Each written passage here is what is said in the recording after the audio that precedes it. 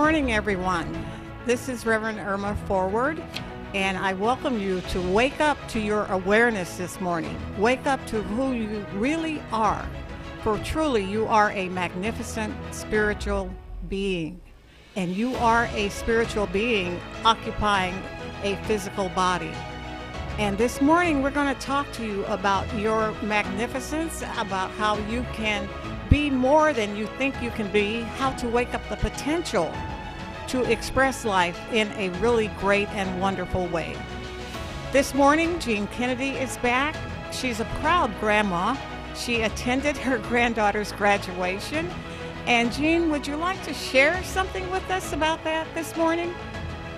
It was truly a magnificent moment when she graduated. It was very interesting because there were two storms in the area, and the graduation was held outside. Now, this is right in Altus, Oklahoma, where it's the start of Tornado Alley, so everyone's pretty concerned when storms are coming. And the clouds were coming in, the storm cells were coming in. My son and my grandson were there with their phones out, looking at the radars, saying, "Oh man, this is bad, it's coming, we're gonna get wet." Then the hail clouds come in, and I kept telling them, I said, have faith. Nothing is going to rain on her parade tonight. Everything's going to be perfect.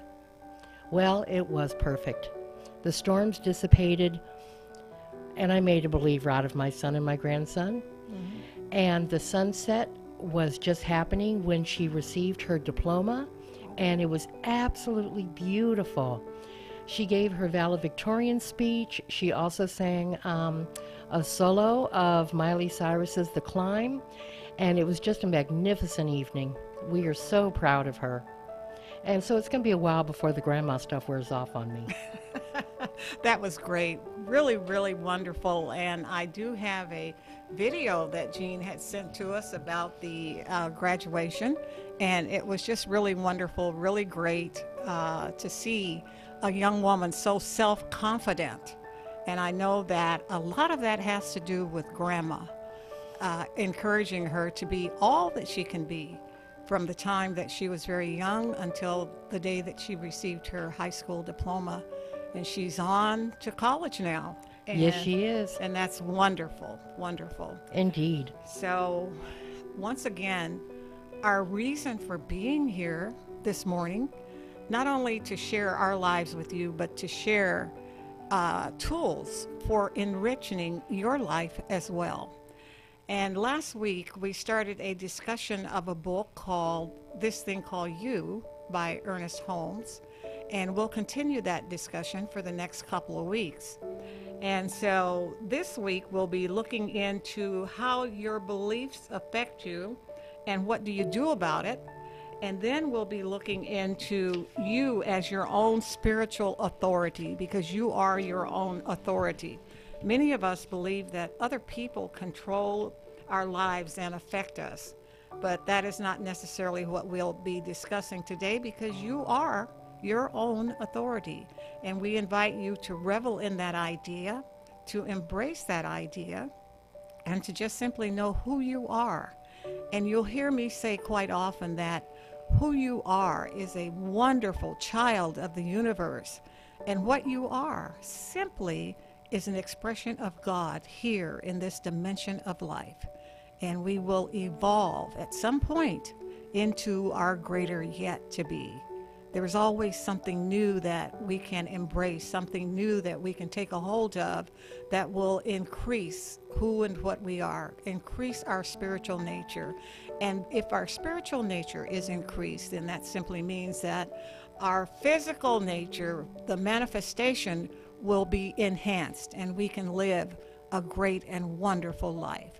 And so before we step into that discussion this morning, I'm going to invite Jean to pray us in, so to speak, to ask the presence of the Father, Mother, God to be with us as we move through this experience this morning.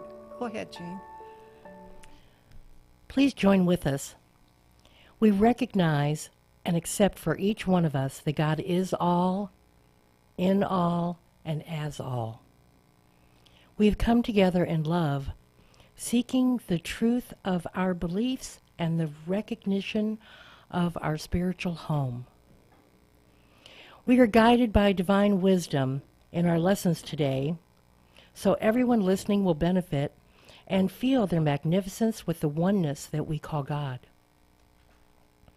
We know the truth of perfection for all, including ourselves, our engineer, our listeners, our local community, and the world.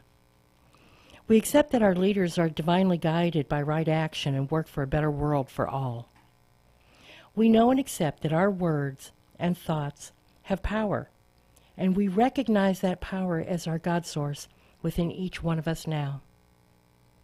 We declare these words and actions as our truth, here and now, and say, thank you, God, and so it is. And so it perfectly is. Thank you so much for that. Very powerful expression of who we are and what can be accomplished this morning, and from this morning on into the rest of the day. We will accept that. And now we have just a little bit of music for you. And Joseph is keying that up for us. Thank you. Hope you enjoy this.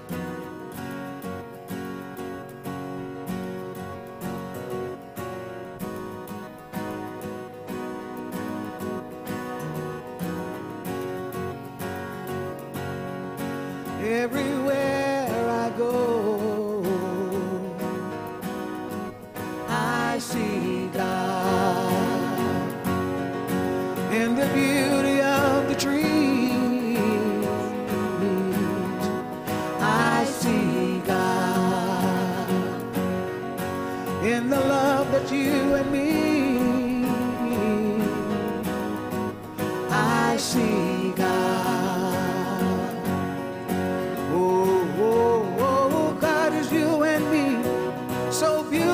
To see, I'm living in the moments, all there is. I'm alive, awake and aware, good flowing everywhere. It's all I am, all I'll ever be. Oh, I am God. So everywhere you go, just see in everything you do, just see God, express the beauty in you. Oh, just see God. Oh, God is you and me. It's so beautiful to see. See, I'm living in the moments, all there is. I'm alive, awake and aware, with my good Lord everywhere. See, it's all I am, all I'll ever be. I am God. So everywhere I go, everywhere I go, all I see is God. God is you. God is me. Everywhere I go, all I see is God. God in you, God in me. Oh, everywhere I look, all I see is God. All I see is God. All I see is God. Everywhere I go, all I see is God. All I see is God. All I see is God. God is you and me, so beautiful to see. See, I'm living in the moments, all there is.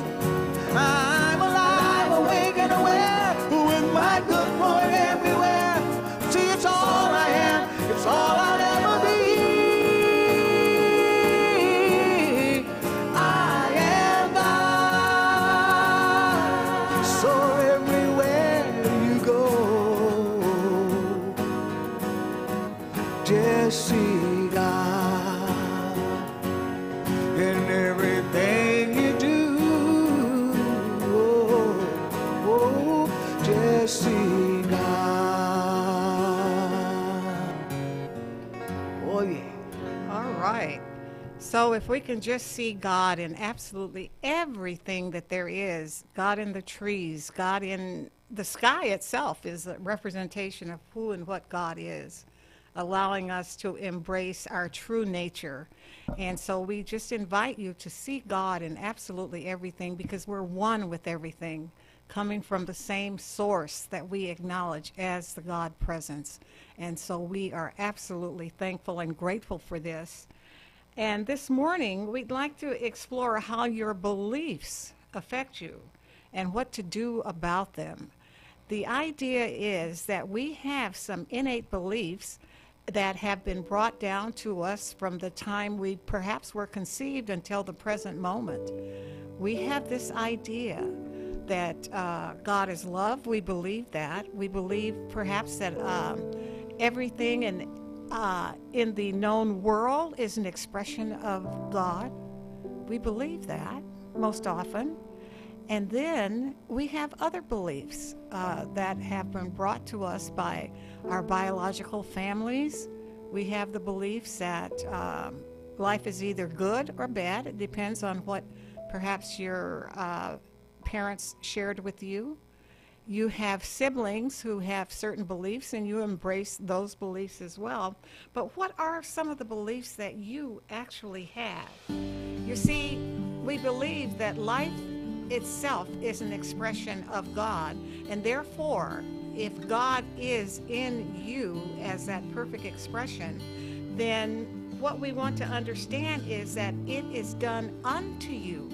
Whatever happens to you is done unto you because of your belief system.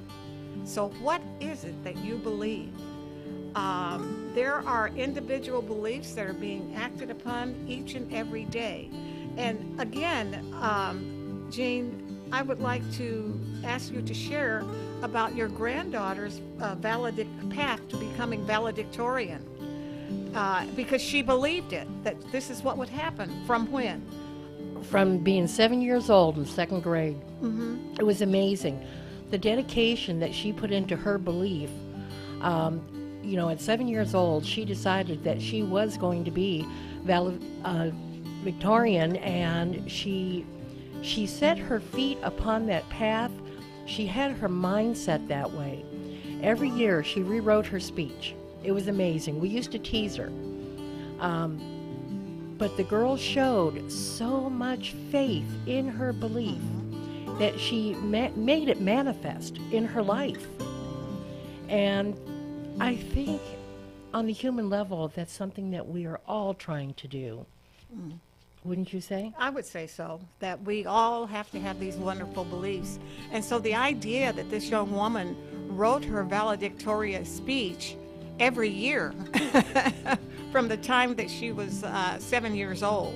And it actually manifests because that was her belief, that she would do it, but she also took steps to make sure that that belief was anchored into her consciousness so that it would manifest itself on graduation day 2018. And so this is what happened because of her beliefs. There are certain things that can happen to you. Things that are negative will happen to you because you believe that something will happen to you in a negative way. We often say that is, what is it, Murphy's Law? That something, if something bad is going to happen, it will happen, and it'll happen today to me. So we have to be very careful about what we believe and what we have ingrained in our belief system. So we want to let go of those negative beliefs and embrace something that is more positive. And so in other words, many people have these expressions of life that can be more overwhelming, and this overwhelmness, so to speak, and just remember that I created a new word there, overwhelmness, okay, that we are becoming overwhelmed with some of the things that are out there in the world. We think that the world is going where in a handbasket sometimes. We think that life is just not fair. Well, we want to let go of those kind of beliefs and embrace that which can accept us. And we will be able to work with that law that will allow us to be more flexible and more positive in our belief systems. Um, what is the importance, Jean, you think, of being your own best friend? What would that be for you? What would that sound like? I think one of the most important things we need to realize is our words and our thoughts, that those cause the action of law. Okay. So we need to be mindful of our words and actions, especially to ourselves. We need to be kind to ourselves. We need to forgive ourselves and allow the love to flow through us. Okay. Something else with words and thoughts and our actions is Jesus said the best. He said, "It is as though it. Pray as though it is, and so it shall be." So, aligning your thoughts and words will clear your mind and allow you to have the ability to allow the law to work through you. It does. It does. I had a friend who said that he would always speak what he felt was the truth about an experience that was going to happen to him, that he would speak the truth in advance of it taking place. And so this is similar to what Jesus said, act as though it were, and it will be. So we want to step into that place of knowing that this is what's going to happen. We all want to be prosperous. Sometimes we want to have a little more coin of the realm. We want to have a little more money. And so we say to ourselves, as good metaphysicians, what would it feel like to have this kind of money available to me to do what I want, when I want, and as often as I want? So the idea would be to act as though it would be. So how does a person who is prosperous, how do they act? They act in a very positive manner. They are very generous. They are sharing whatever it is that they have to share. And then they will perhaps go to the car dealer and sit in a brand new car. That would be embracing this idea of acting as though it were, and pretty soon the manifestation will take place. And so this is what we want to be aware of. We want to accept that as a part of our divine birthright. We are capable of being very, very prosperous. And we want to also look at some of the ideas that we have, that we know that the eternal is always giving and is always the eternal forgiver, and love itself counterbalances hate. So we want to always be in a state of a loving state, a state where we love everyone, where we can forgive. We want to accept the fact that suffering is not required in order for us to live. So many people feel that they have to suffer and experience bad things, and that's just not necessarily so. But again, it gets back to what you believe about yourself. Now, Jean, let me ask you, have you ever postponed something because it seemed insurmountable to you? Have you ever postponed doing something positive with your life or in your life because, oh my gosh, I can't do that. Oh, there's too much of a problem. Have you ever experienced that? I have. Yes, but I have. I'm going to let you talk first. Okay. Yes, I have. And a lot of that is the human part of us coming through, where we lose sight of our divineness. We lose sight of the God within. And it's all part of the human experience here. We can't beat ourselves up over it, although sometimes we do. And that just digs a deeper hole where we have to go in and find that God source again and remind ourselves, hey, we can do this. Anything that we think can be achieved. Yes. But I hate that part where I'm thinking, oh man, I can't do this. You know, I don't know how, or it's not a realistic expectation. But you know, when we become adults, we bring a lot of that with us even though when we were children and trying to define ourselves and trying to define how we're going to live life, even though something appeared to be a really big challenge to us, we always somehow overcame it. So I'm going to give this example of something very, very basic for little girls to learn how to, say, bake a cake. Now, when you're a child, that seems like a big deal to learn how to bake a cake. And as a matter of fact, the toy manufacturers created these little bake oven kitchen kind of things. I mean, we're dating ourselves here, where we could learn as it was a tool for us to learn how to cook. And we did that, and it became a joyful situation. And so learning how to cook did not seem so insurmountable at that time, because we had these little play kitchens that we worked with, and we learned how to cook with them. However, somehow or another, when we grow older, as we become more mature, things appear to be insurmountable, and we let them be that, insurmountable. And so we have to learn how to shake off those things that would deter us from accomplishing a goal. So we have a goal, for example, to go to college, and someone would say, well, you're not smart enough to go to college. Well, that's not true.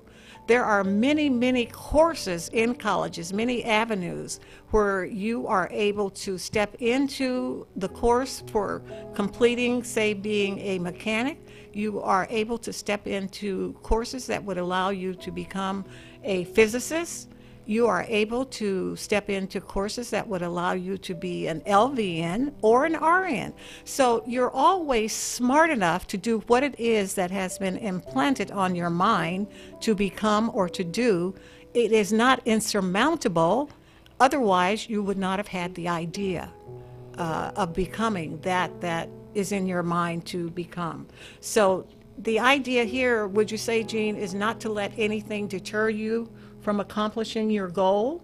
Would you say that? Because, oh, definitely. Yeah, this is what I'm thinking. Yeah, and that's, putting your mind to it, setting your goals, and back to words and thoughts, okay, aligning all of that to meet the goal. I think that is most important, and that is the action of the law of mind. It is. It is the absolute action.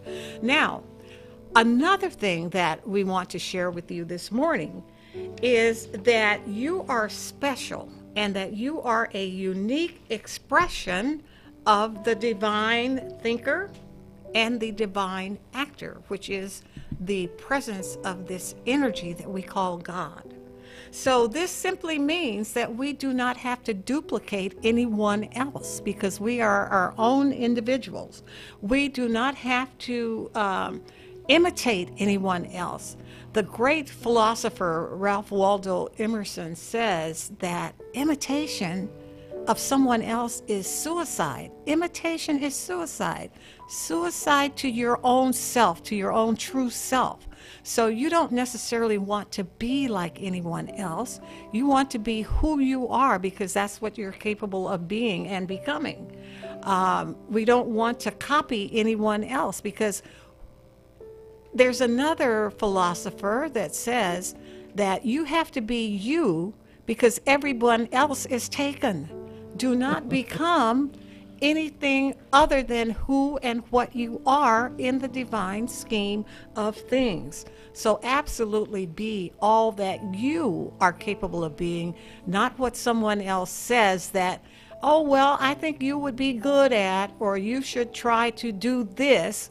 That would help you out. But what is it that you want to do with your life?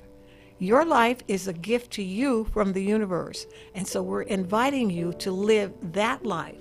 Do not rely on anyone else to live your life for you. Your life is that, and we want you to rely on yourself.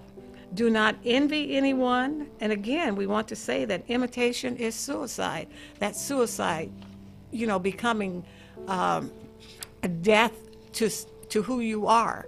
It kills the idea, it kills your joy, so to speak, when you're not living the life that you yourself would like to live.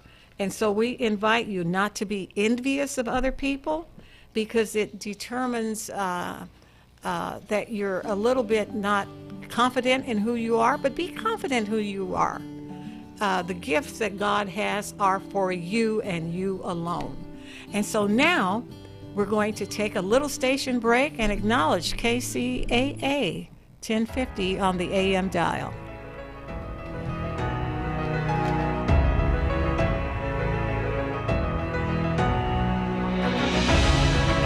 This is KCAA.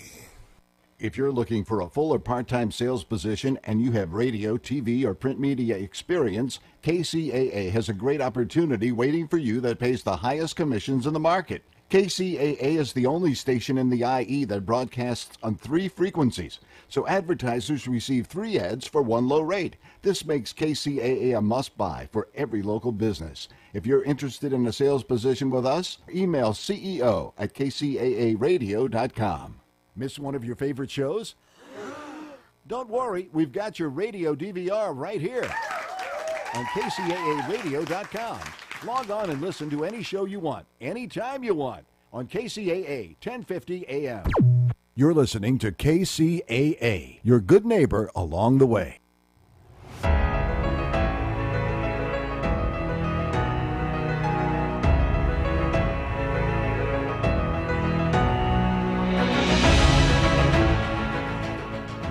Alrighty, we're back. We've had a great discussion on Chapter 2 of this thing called You by Ernest Holmes. And something that came to mind while Reverend Irma and I were talking and going over this, you know, when you do have envy, it's probably because you think someone can have something other than what you can have. The wonderful, great news is that the universe is limitless, that nothing is limited, that there is enough good for all. It's only if you seek it do you receive it. And allow yourself to be open to receive your good in all ways. Whatever good comes to you is not taking it away from someone else. And that's something that we need to keep in mind, because it'll also keep us in check, especially with the green-eyed monster called envy. And so those are some of my comments on what I thought while going over this. Okay. Appreciate that, because supply is endless. It is limitless. And when it appears that there is limitation is an appearance. So when it appears that things are limited to us, we just have to turn around and see the good elsewhere. The grass is not always greener on the other side of the fence. That's true. It's not always greener when you get over there. So we want to simply know that even though it appears to be limited, that it does come to life again. It's just as trees go dormant in the fall and autumn of the year, they come back in the spring and summer and come back abundantly and greener and with life-giving nutrition for us, because I'm thinking of all the fruit trees that are in bloom right now, and they went dormant, but they come back. Limitation is just not, it's just a perception. It's not the truth of anything. And I think that we acknowledge that when we acknowledge that God itself is our source. God is our source. God is our supply. No limitation, no reason to be envious of anyone, because your supply is on the other side, perhaps, and then perhaps it's just waiting to express itself upon your recognition of your magnificence. Yes? Yes, indeed. Yes. All right. And so we want you to understand that one of the key concepts in this idea of being a magnificent being, the being that you are, is just simply to have a lot of faith. Now, faith, the description of faith can be said as just simply knowing that something is going to take place, and you don't have to know how, when, or where it's going to happen, but you're simply knowing that it's going to take place. Now, that's a very elementary explanation of what faith is. It becomes a lot more, because it's a matter of consciousness. It's an idea in the mind of God. And so we invite you to embrace faith It's just simply knowing without a doubt that that which you would like to have manifest in your life is going to take place unequivocally. Not knowing the time, not knowing when it's going to happen, just simply not knowing, but also knowing that it's going to take place and that it will happen. This is my concept of faith. What do you think of faith, Jean? I have a sign in my office, Okay. and it is a quote by the Reverend Dr. Martin Luther King Jr. Okay. And it is, faith is taking that first step without seeing the rest of the stairway. All right. We don't have to see the rest of the stairway. Nope, because we have faith that those steps are going to be there, and we know that what is going to be reached is the good that is in us. Okay. I like that. I like that a lot.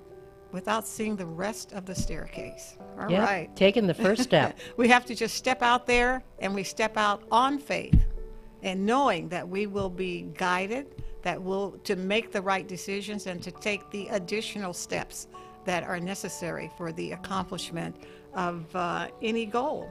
And so this requires us to use the law. And when we say to use the law, to understand that God is our support, God is our supply. And we want to be able to acknowledge God in a constructive way and to use the guidance that is provided to us constructively, and not to use it to cause harm to anyone, because we want to do it with love. We want to come to the supreme source of being for inspiration and guidance, and that means turning to this power and presence that we call God at any time of the day or night, through the process of meditation, through the process of affirmative prayer, through the process of inspirational reading. These are our tools. These are our tools to acquire and to be with our spiritual nature. And then we want to practice the presence of God at all times.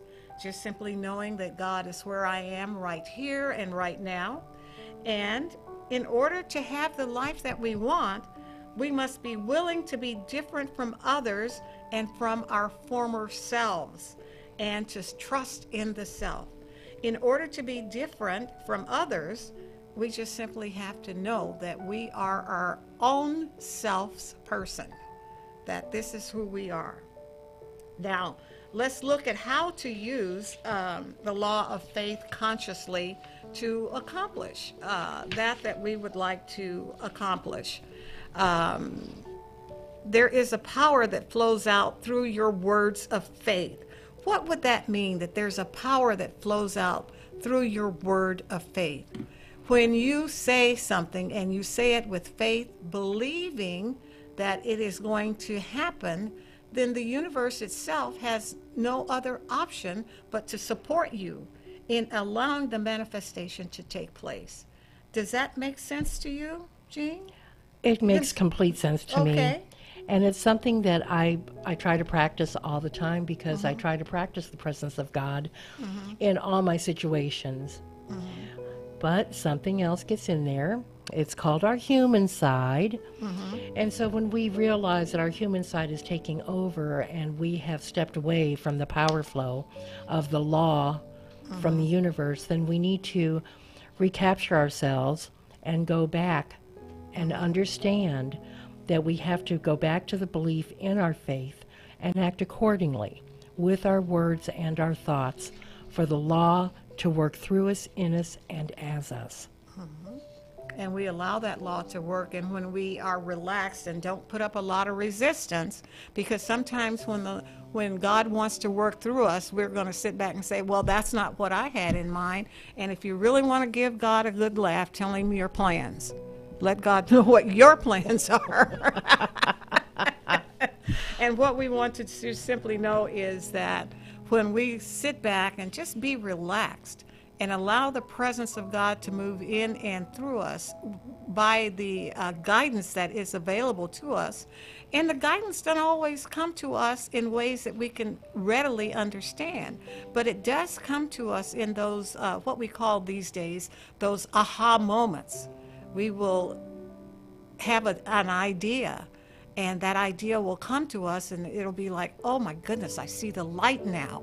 And that is the presence of God working in and through you at that particular time, allowing you to reap the benefits of this divine guidance that comes to you in moments that you don't expect it to.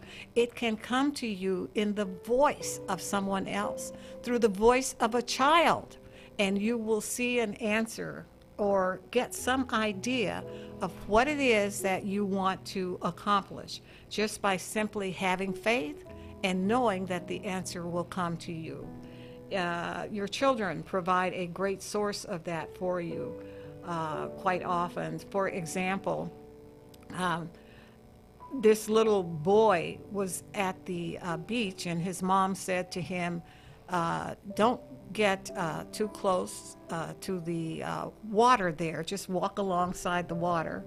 And as he's walking there alongside the water, the mom herself was just kind of interested in an idea that she had, and was walking on the beach with the child as well to get some clarity for an idea that she had. And then all of a sudden the breakthrough came to her in the form of a starfish that they saw on the beach. And as they saw this starfish, she realized that what she needed to do was to create a design with a star for a client that she had. And she did this, and the client was so happy for her, because before that she didn't know what to do, but all of a sudden there's this starfish there, and there was her aha moment that she had been praying for the guidance for. So all of these things can happen and can come through you. Taking your children to the beach, that's what happened for her, taking her child to the beach, and she received the guidance that she needed to present a very big project and for it to be successful for her. So we want to allow this and just simply to be relaxed about what it is that we want to accomplish and to manifest. And the way that we do this is through what we call, many times in our teaching, we call it affirmative prayer. Now, affirmative prayer has what we call 5 steps. We firmly believe that the master teacher Jesus used these 5 steps because he was able to really tell the truth in advance and release it, and then allow the manifestation to take place. And so we're going to talk just quickly about these 5 steps. The first one is recognition, and that would be recognizing the power and the presence that we call God, recognizing this energy source as being available to us, recognizing that it is everywhere present. And then we come to what we call unification. And when we unify with this power and this presence, Jean, what does that say to you? The unification step. The unification is where you are one with God, that you accept and know in your being that God is a part of you and you are a part of God. Okay. And as we know that, then we can make our claims, so to speak, on the universe. I don't know how many of you remember the evangelist, Reverend Ike, and he would say, make your claims on the universe. And that is what we would call in religious science the realization step. We want to make that claim. We want to declare vocally or even in written form what it is that we want to accomplish. Now, we sometimes even want to say how it should be accomplished. But again, tell God your plans, make him laugh. Yeah, that goes over real well. Yes, and so we want to be able to understand that in this process of realization that we're just stating what it is we want to have take place. We don't always want to tell God how it should take place, because there may be a different way for it to take place that'll give you so much more joy and so much more happiness and so much more knowledge as a result of it taking place in the manner that God presents it to you. And then we have another step in this process of prayer. We've covered recognition, unification, and then the realization step where we declare and make our claims on the universe. And then we want to be able to give thanks.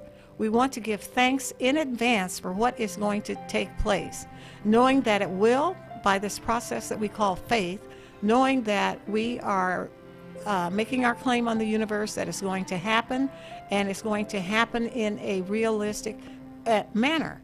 And it happens as quickly as we allow it to be released from our consciousness. So we give thanks at all times for it and allow it to be.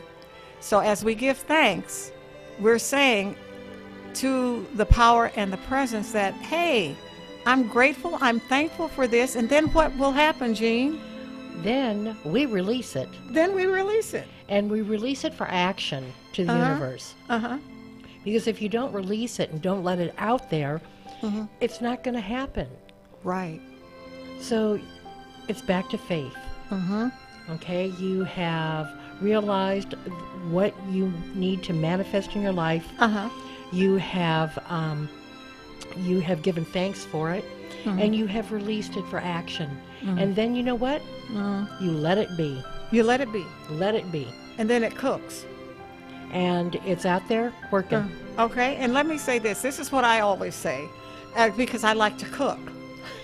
When you have a pot of water on the stove and it starts to boil, if the lid is on it and you lift the lid, then what happens? It stops boiling. It stops doing its job. Yep. So we can't always go back and say, God, what's happening? I don't see this taking place. The pot's not boiling yet. That's because you lifted the lid off. So you've got to let it be, release it, let it go, and know that within an allotted time frame that it will come back to you as a manifestation of your deep-seated desire. So we do have to release it and let it be what it is that we want to have to take in place. So we don't want to hang on to anything, because the more we hang on to it, the more God is saying, let go so I can work on it. And we don't always want to do that. And so we're just letting God do the work that God does, and that God does with ease and grace, because there's no doubt in the mind of God that this can take place. It's just us and our human self sometimes that have the hesitation, and we see so many obstacles and so many challenges. So we have to just simply let it go. And so what we want to understand, Jean, is on page 33 in the book of this thing called You. Holmes says, what does Holmes say? I am.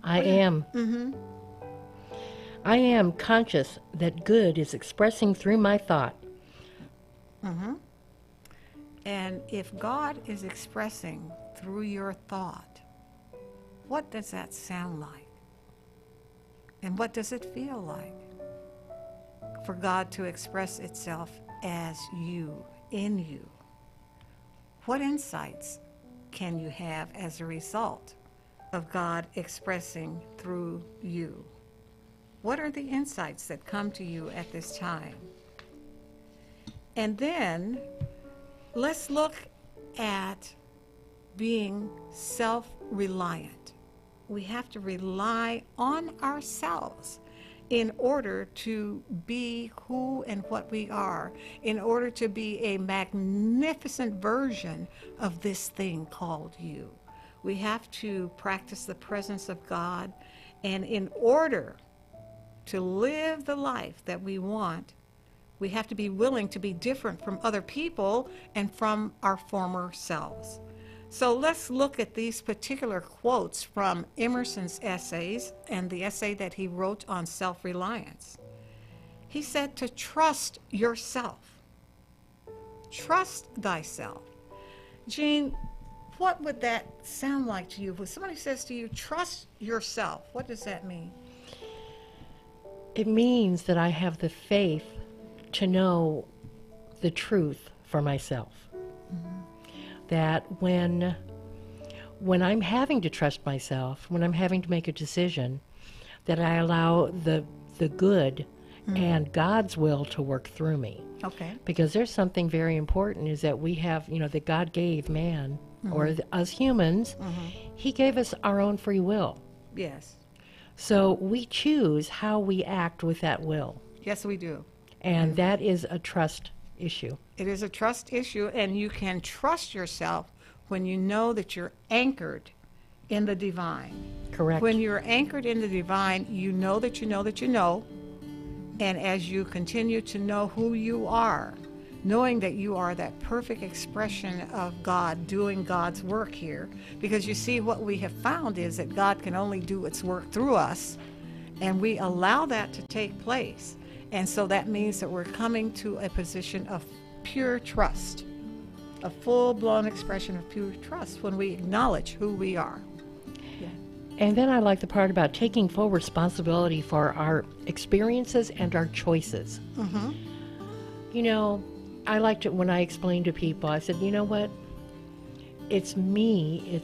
I'm taking responsibility for my actions. I'm taking responsibility for my experience.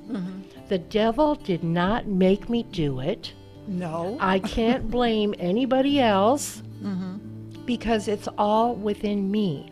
That I take personal responsibility for the experiences in my life. I'm not blaming God. I'm not blaming the devil. I'm not blaming anybody else. And that is one of the great things about New Thought beliefs and about religious science. Yes. Is that we are responsible for ourselves. And that is a great, powerful tool.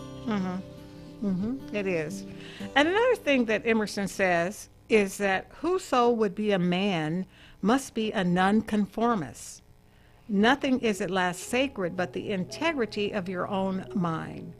I'm thinking here that we cannot be a copycat. As we said earlier, we have to be our own true selves. We cannot be like anyone else.